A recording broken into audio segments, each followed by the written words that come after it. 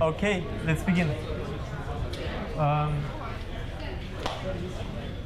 just to get an idea on your backgrounds, on your mathematical backgrounds especially, how many of you are familiar with calculus and advanced calculus, especially multivariate calculus? Some of you, and by the height of the hands, I guess it's a little, knowledge is a little aged. So we'll try to brush them up and hope that soon it will be on par. Okay. So yeah.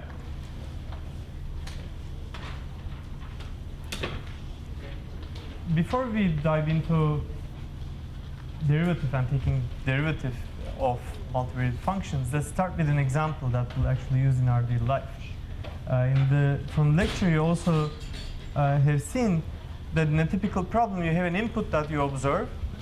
You come up with a process that takes that input and turns it into some sort of output, and you have the real labels on the side, and you compare the two.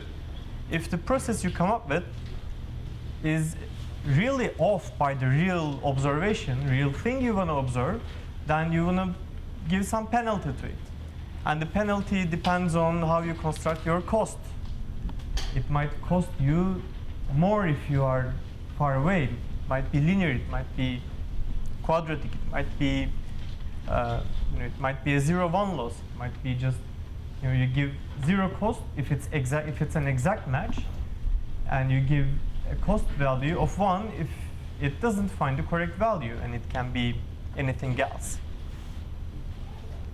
So in the simplest interesting case, to me at least, we have the observation, we have the action as a matrix, we have the output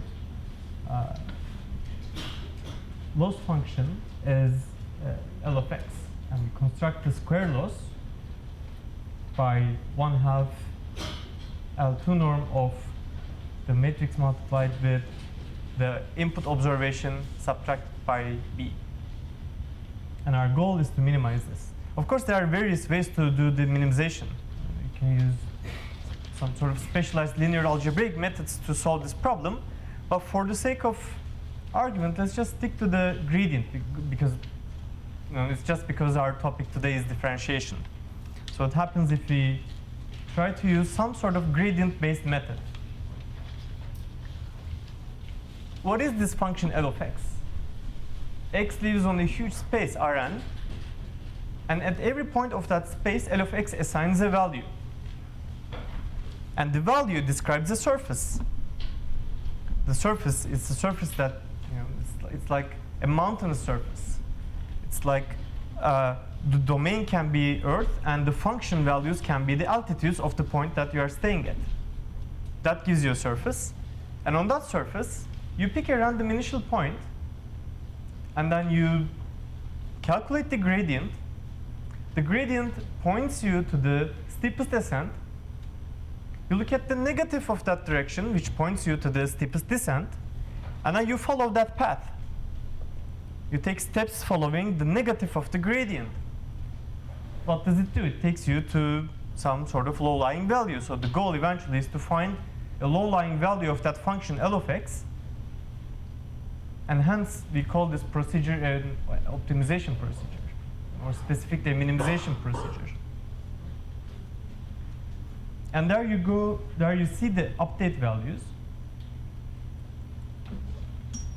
This sort of funny looking arrow, that's not a quite equation. It's, to the mathematician at first it seems like, what are you doing here? It's not an equality, it's an equation of some sort. There's x on one side, there's x on the other side. What happens if I cancel them out? So what does those symbols mean in this update rule? In remembering the analogy of a moving particle on a landscape, the update rule is actually a way that describes your steps at every time. The left-hand side is your current position, and the right-hand side is your next position. So you just replace your current position with the next position by the given rule. But again, let's just focus on what all those little items mean, because now it's going to look a little trivial, but eventually it's going to turn out to be pretty useful to understand what objects you're dealing with. So what do we have on one side of the arrow, on the left-hand side of the arrow? We have x. What's x? X was the observation, and we represented the observation as a vector. So it's a bunch of numbers written in a row. What's the arrow? The arrow is the steps we take, so the arrow represents the replacement procedure. You replace the left-hand side with the right-hand side. You update the left-hand side. What's the minus sign? The minus sign can mean a bunch of stuff actually. It can, you can't actually subtract a vector from a constant, right? That would be a little meaningless. You wouldn't know how to go about it. You could try to subtract a constant from every component of the vector. That's one way, but you have to define a special subtraction procedure for this, which is not the standard procedure. So whenever you see an operation, you need to understand what that operation does. Does that operation subtract two numbers, two real numbers, two matrices, component-wise, two vectors, component-wise? If that is the case, that it subtracts two vectors from one another, then you need to make sure that both objects on the either side of that operation are indeed vectors. That's one of the common mistakes that even researchers, actually one of my collaborators did one of the mistakes that I'm going to show soon. So there's no way of excusing yourself out of those mistakes, but it's good to keep them in mind. And in this equation, eta is a scalar number. It tells you how big of a step you're going to take. If eta is too large, then the hiker on the mountain takes huge steps, so it jumps from one hill to another hill to another hill. It doesn't get anywhere, so it diverges. You don't want to take eta too large. If you take it too small, then it just takes these tiny steps. It moves. It's going to converge eventually, but it's going to take forever. But in the end, what that eta does is that it's just a scalar. So it scales that vector that you have, that you obtained by the gradient, by some fraction. Could be more than one, could be less than one, depending on your landscape. And that will sort of, in some cases, determine speed. So in this case, it's a number. L of x, you remember from the setup that L of x is a real number. It takes a vector in, and L is a function that takes vectors and splits numbers. So L of x is a number, but the gradient of L, it's a vector. Right? Because x has n components, because x lives on Rn, and for each one, gradient is the vector that's composed of the partial derivative. So for each component of x, you take a derivative and write all those derivatives side by side, form a vector that gives you the gradient vector. Then what do we have in the last multiplication over here? This is nothing, no symbol is written there, but it's a multiplication. It's a multiplication of a constant with a vector. So you basically multiply all the elements of the vector with the same constant given to you, eta. This also justifies that the subtraction operator here is valid, because you subtract a vector from another vector. Now let's say we work on a two-dimensional space. Everything is nice. N is equal to m is equal to 2. We carried out the matrix multiplication, ax minus b, and it's a simple expression. And we have the open form of L of x. And now the goal is to find the derivative of this. How are we going to do it?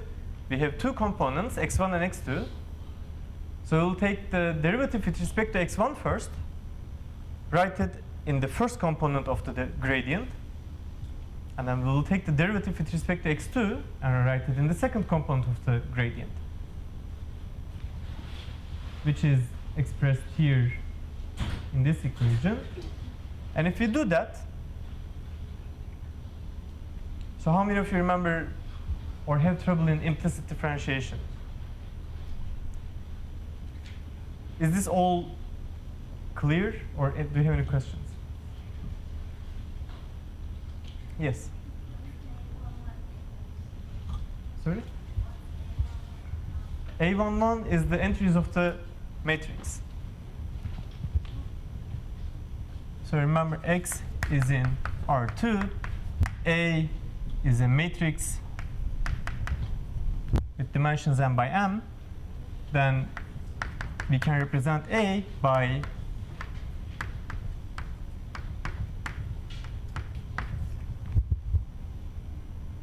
its components, and we can represent X by its components, and same way B by its components. Then clearly when you carry out the multiplication of A and X minus B, what do you get? You get this row multiplied by this column, A times X, the first element of A times X, so you get A11 X1 plus A12 X2. Subtract the first component of B. Then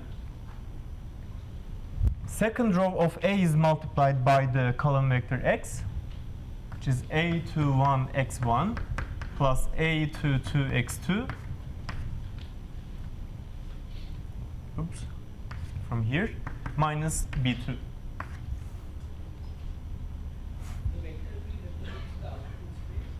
Sorry? Vector B is an element of the output space. Yes.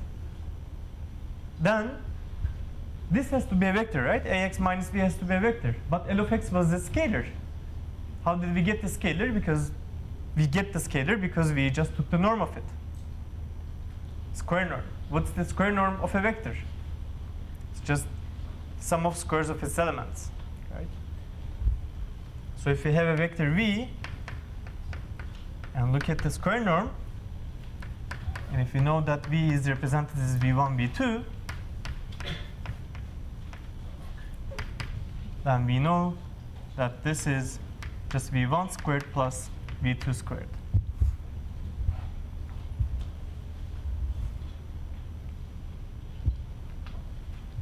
So you get the first, yes?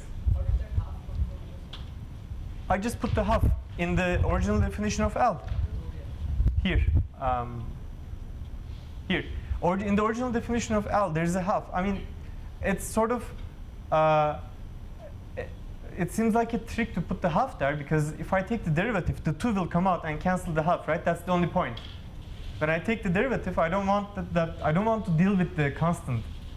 It's just for that reason. So we get the first equation by just taking the norm of this vector Ax minus B, and now we have to differentiate. How do we differentiate this? We first differentiate with respect to the x1 component, the first equation, and then we differentiate it with respect to the second component, which is x2.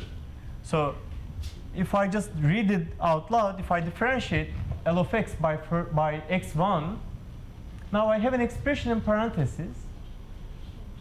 What will happen? Let's look at dx1. Let's say it's partial. ddx1 of a11 x1 plus a12 x2 minus b1 squared. So what is this? 2 comes down. I have the same expression. I keep this here. a11 x1 a12 x2 minus b1. And then I take the derivative of the inside. It's the chain rule, right? So if I take the derivative inside, the only thing I get is a11 because everything else is independent of x1. So I multiply this by a11.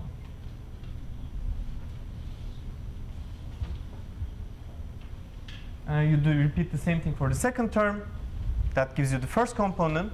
You do the same thing with respect to x2. That gives you the second component. Any questions? Yes.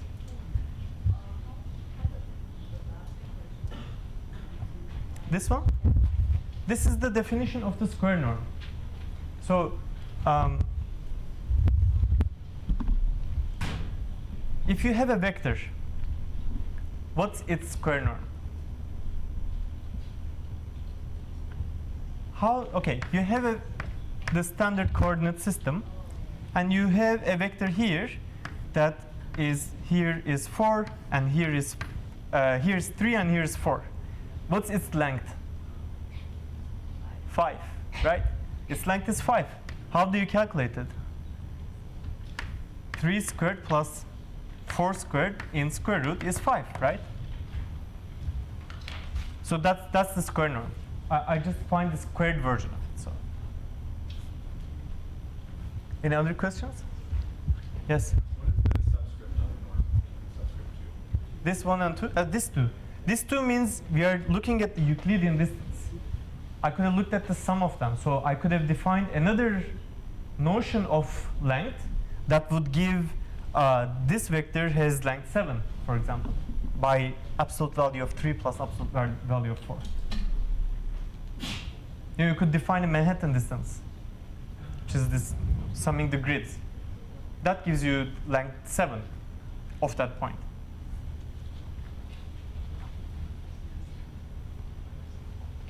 Okay. So, but the trouble here is if you want to write this down and code it in Python, unless you have a nice matrix form, it's going to be pretty lengthy. You don't want to do this. You don't want to define vector and take its first components and then second component and write them all down. You don't want to write this expression in full, right? You wanna come up with a nice compact form of writing things out. So there are two examples for that. The first one is a quadratic form. The function here is called a quadratic form, especially when it's symmetric. It has very nice features. This function has very nice features. But we are not interested in its shape now. We are interested in finding its derivative by implicit differentiation. How do you carry that out?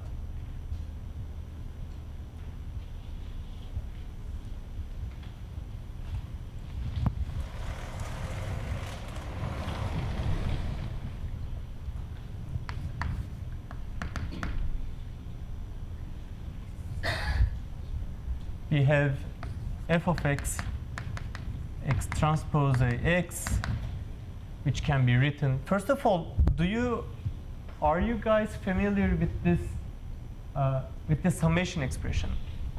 If you take a matrix multiplication, are you able to write it down in this summation form? Because that turns out to be a very useful property.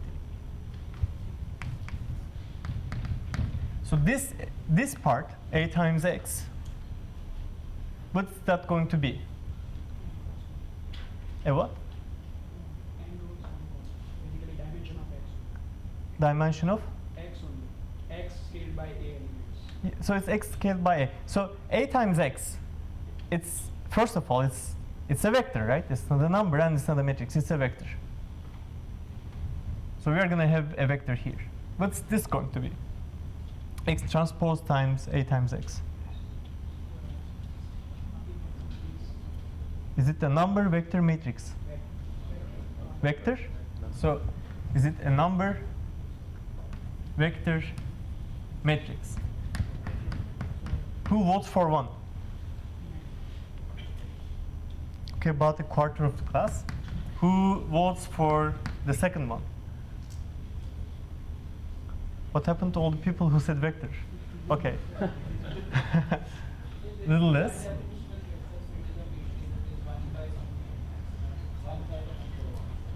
One by? Number of rows, one column Uh-huh. and n into 1. So this is going to be a number, right? No, x transpose ax is going to be a number.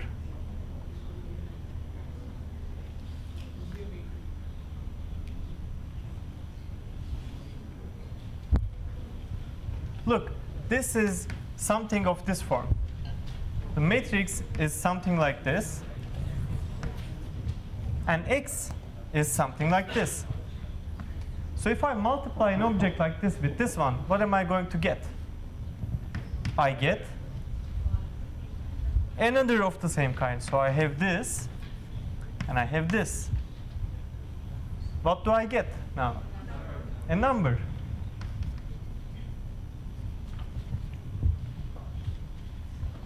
So I can express that number in terms of summation. Let's make sure you see. Okay. So I can express that number in terms of this summation formula over there. And the implicit differentiation tells me that I can keep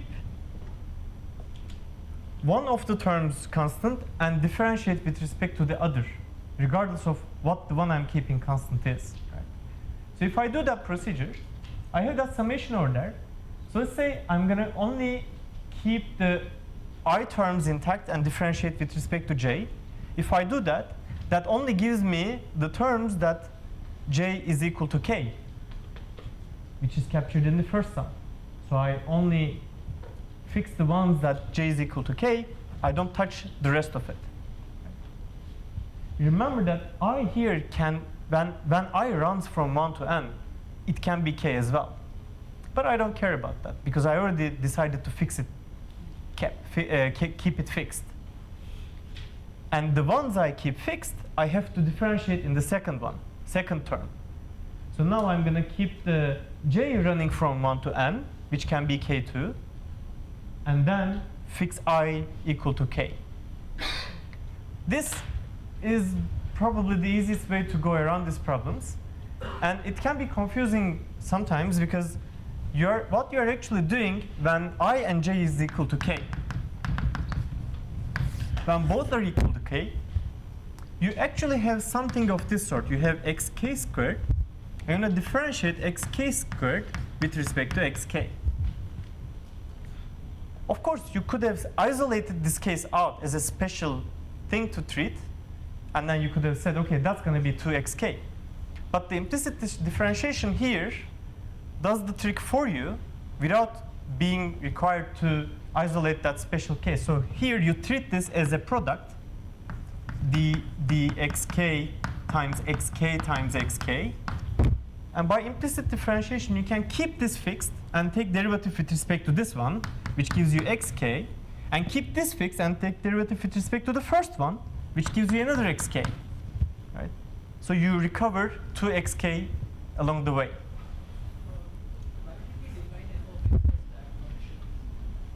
I just want to give an example. You can pick many other functions. So yeah, in order to have a gradient, I need to have a real valued function. And this is one of the most important real valued functions on Earth. Okay, the second example.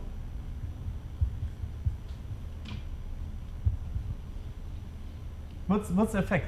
What's fx? Is it a number vector matrix?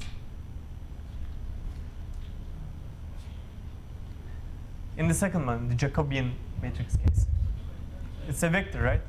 So if I differentiate a vector valued function that lives on Rn, what do I get? Vector? I already get a vector when I differentiate a real valued function.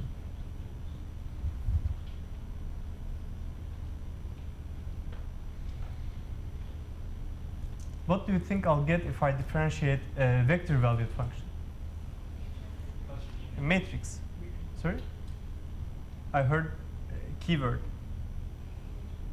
Yes, but I heard another keyword. Okay, we're going to get a matrix. Because the function f can be represented as a bunch of real valued functions, and each of them is scalar valued,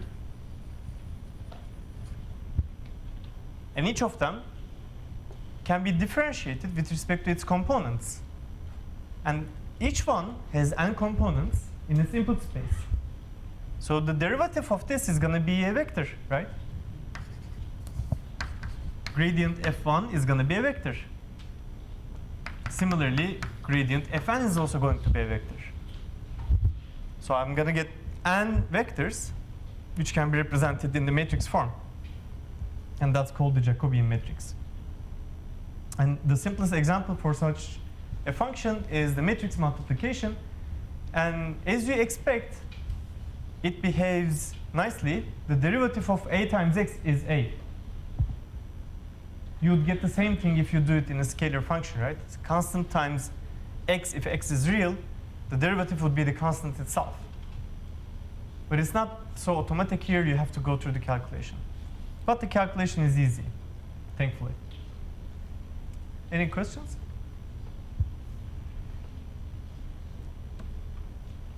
Okay, some simple exercises. In the upper part, what is the first one? Number. What's the second one?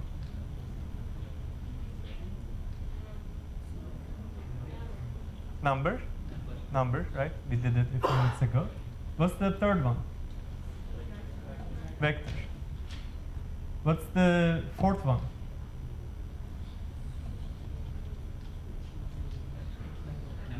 Number. Why? Same X transpose A X. Let's start from inside. A transpose A is a matrix, right? So matrix times X is a vector, row vector, and row vector multiplied with the column vector in the first parenthesis gives you number. The number transposed is still a number. 1 transpose is 1. A number multiplied with a vector is a vector, so it's a vector. The second part. If you have a function from Rn to Rm, remember it's something of this form, except that there's an m here. It's actually m functions collected together. What's the df dx?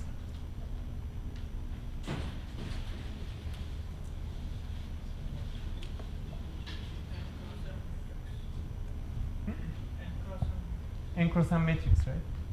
It's just like the Jacobian matrix here.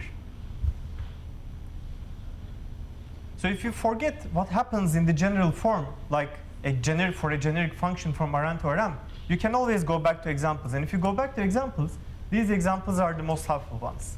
They are not trivial examples, but they are not the hardest examples. They are the ones that give you the essential idea. So just like the f of x ax case, it's going to be a matrix. What's the second one? Yes, vector, but is it a row vector or a column vector?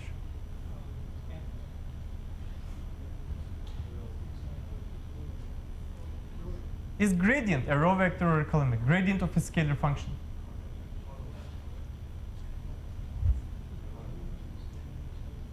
Okay, there are different conventions. In this class, I assume that it's going to be a row vector, right? Gradient of a scalar function. If gradient of a scalar function is a row vector, then what is the second one? Is it a row vector or a column vector?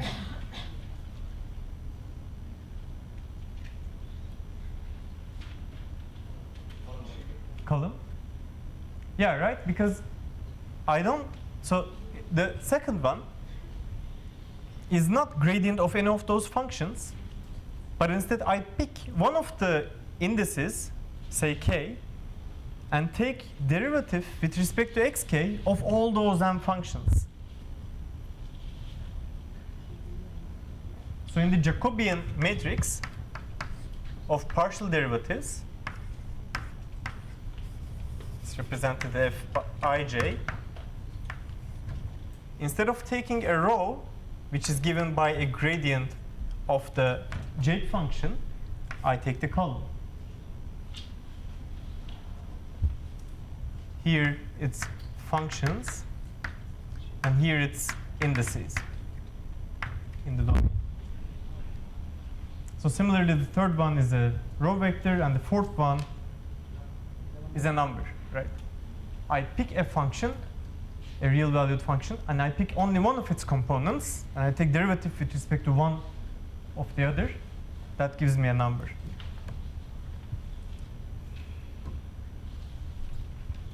There are a few more examples here. they're useful questions to think about. They are not mandatory, but I'm happy if you try to tackle them. They're going to be online. They're already on Keza. Feel free to come and ask questions about those and other stuff in my office hours. There is some probability, some calculation, but those problems are for you to make sure that you understand applications of derivative, and also for you to actually do the common mistakes here and then don't do them in your projects. Because the worst, I told you that my colleague last week, we spent probably 5 hours trying to understand why my code written in one language, his code written in another language doesn't give the same thing because we modeled the same thing. Why don't we get the same gradients? What can go wrong? You check everything, it seems to be working fine for me, it seems to be working fine for him too. We couldn't spot it, and it turned out that in the derivative of a function like this, the common mistake that you can do is to say,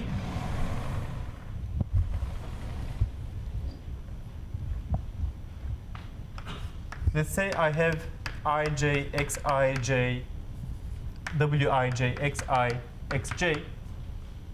And since you're going to find the derivative, you say, okay, let's find the ith derivative, d di of f of x. Since I'm looking at the ith derivative, I want j to be I and I to remain the same.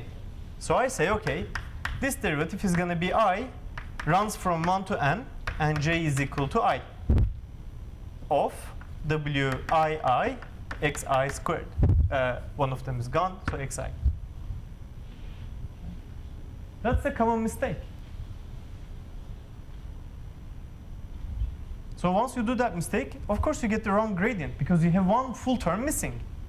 And the confusion there, if you are careful, you realize that this bunch here sums I and j within itself.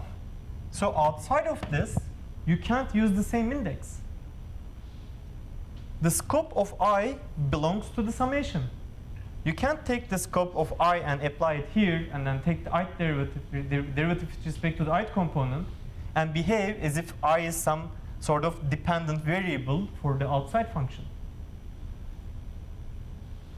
Right? If you remember from 2 slides ago, what I wrote, the common mistake is only one term of the real derivative. So it's a useful exercise for you to repeat it for the triple products. And also it would be useful if you could find the second derivative of it. It's easy and simple practice. It's a little lengthy, but it's a good practice for you to keep track of indices and get used to the notation. And it helps in coding a lot. The second one, some of you were in the class last semester, they will remember that it's the maximum likelihood estimator of the multivariate Gaussian. In a single example, of course. We don't have multiple examples here, so it's not going to be the sum of them. It's not going to be the average, but it's another useful example that will come a lot. That's again solved by differentiation. The third one is the constraint optimization. How do you solve an optimization problem if you have domain constraints? Your path is constrained on a certain track. And it's like if it's a car, you can't move your car everywhere. You have to stick to the road, even when the gradient directs you to go to the field. You can't run your car through the field. You have to stick to the road. That's your constraint. So in the simplest case of a sphere, what will you do? It's a simple projection problem.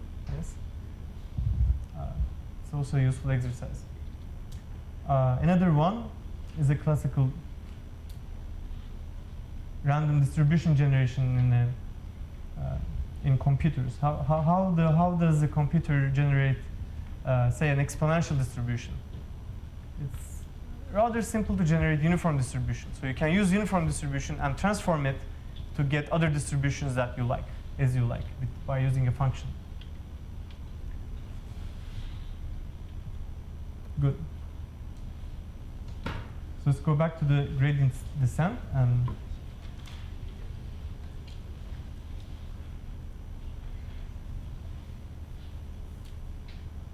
before we do that, any questions on exercises, on how to differentiate, on other things? Class location, office hours.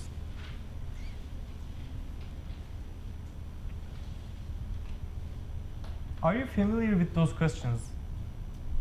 They're from different disciplines and different classes. It's rare that you see all of those questions in one class. So I expect some of you to be familiar with some of them and some of you to be familiar with, or maybe some of you are not familiar with them at all. And that's the point of this class, right? Yes? No, I won't. But you can come and ask in the office hours.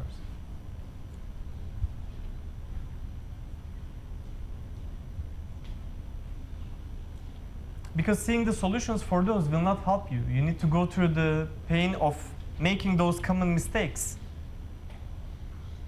You know, once you want to transform the variable x to u and u to x, you'll have to differentiate their PDF with their density functions.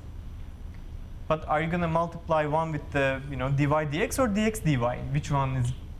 Which one will be useful? That's going to be a common mistake. If I write the solution, you read it and you'll say, well, okay, that's simple, I can do that.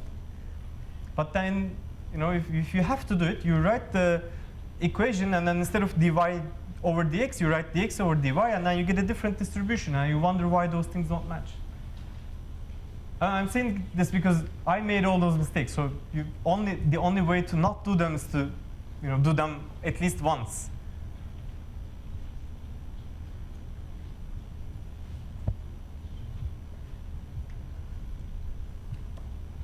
Okay.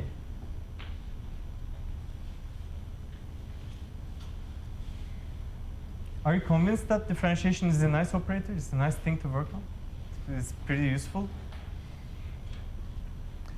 So let's go back to the mountaineer that travels in the direction of the steepest descent. What's the goal? Where does that random hiker want to go somewhere? Want to go that way? What's the stopping point? There are 4 stopping criteria in professor's notes, right? But they all lead you to the same place, pretty much. What's that place? A minimum. The minimum, but it can be a minimum too, because you don't know whether there's a unique minimum, unless the surface is nice and convex and differentiable. So it takes you, so you follow the gradient, and the gradient gets smaller and smaller, and you stop when the gradient is no longer translates into an actual progress. So you basically stop when you reach a town or a village. But it might happen that you stop because you're at a valley. It's flat, the gradient is 0, there's no way to go anywhere else. It's like a flat surface like this. So there's infinitely many points like that at the same level, and the gradient is 0 because there's nowhere to move. Doesn't make much sense anymore. You can imagine all sorts of different landscapes. The nice thing when you have a convex function is that you have a unique such point. You know where you end up. And that's pretty useful if the landscape is convex, but it's completely useless if it's not convex, because you can imagine, and if it's high dimensional, you can imagine many sorts of different things. But in the end, it should be clear by now that the gradient descent procedure at least takes you to some critical point. Critical point is a place where the norm of the gradient is 0. When the norm of the gradient is 0, you can't move beyond that, because the only push that the hiker has is whether locally there is some descent. If there is no descent, even if you are on the peak of a mountain, there is no descent, so you don't go anywhere. The gradient is 0, you stop. You know, if the surface is like this and you start here, the gradient is 0, you don't move. Of course, if any of you is coming from physics, you know that it's an unstable point. A little perturbation will help you fall down. But this is to show you that the critical points, the points where the gradient is 0, are crucial, and they can come in various ways. How can you classify such points? How can you classify a point that's a minimum from a point that's a maximum? They seem to be working equally well for the gradient descent. Once you are there, you don't move, right? In the end. But once it's stable, once it's unstable. So in order to classify that, you look at the second derivative. Second derivative of a real valued function is a matrix. And it's a symmetric matrix. Because if the function is nice and differentiable, partial derivative with respect to x1 and x2 is equal to the partial derivative with respect to x2 and x1. Swapping the order of differentiation doesn't change much. So you get a symmetric matrix. What's the property of symmetric matrices?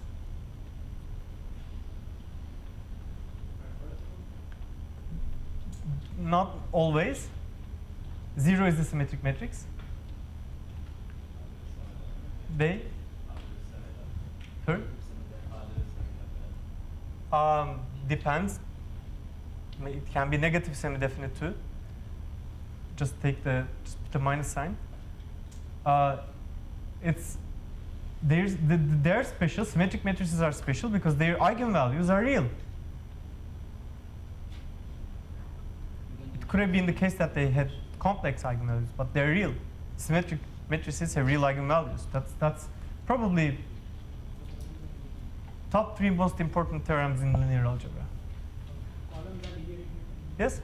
The columns may be linearly independent. Yes, true. Yeah. But what does it mean? Well, so why are we interested in eigenvalues of the second derivative? We're interested in it because if we know that all the eigenvalues are positive, then we are in this regime, as in the first picture. So it's a local minimum, right? We know that. If there are eigenvalues that direct in the negative direction, I mean, if some of the eigenvalues are negative, then we're going to have a shape of this sort.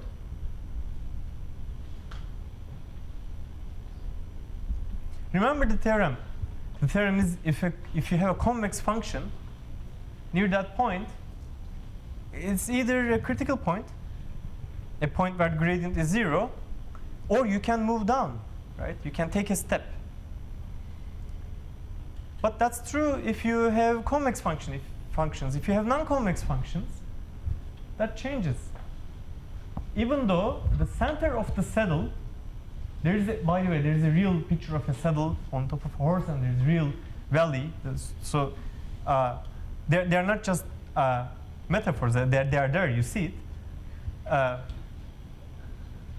Even at the center of the saddle, the gradient, norm of the gradient is 0. It is not the local minimum.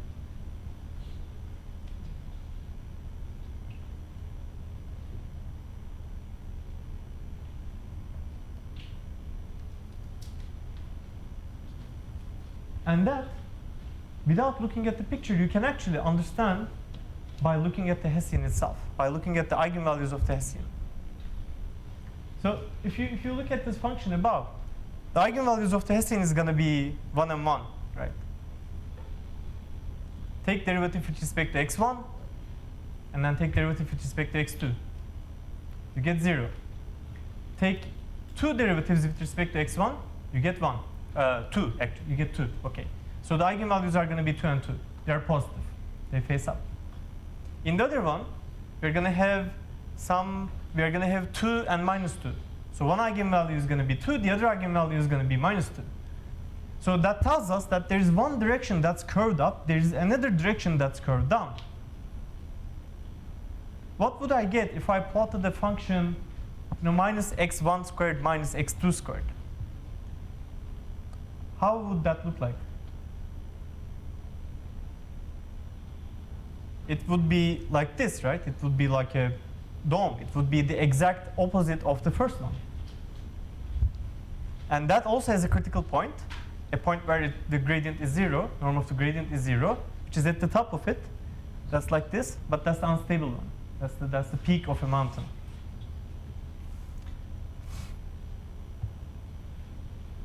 Okay, any questions?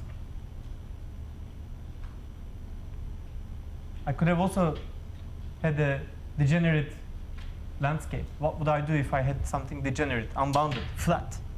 I have gradient descent, I keep moving. There is no bound, right? I just keep moving like a lost person until forever.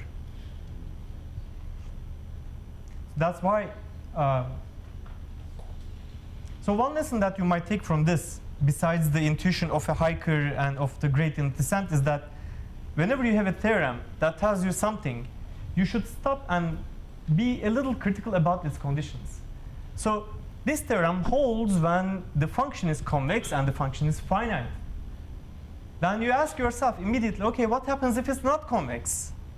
Why does it fail? Why does that theorem fail? How can I come up with examples in the non-convex case that breaks this theorem down?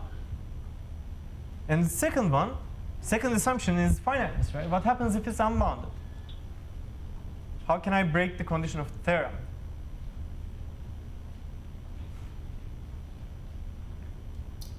Any other questions?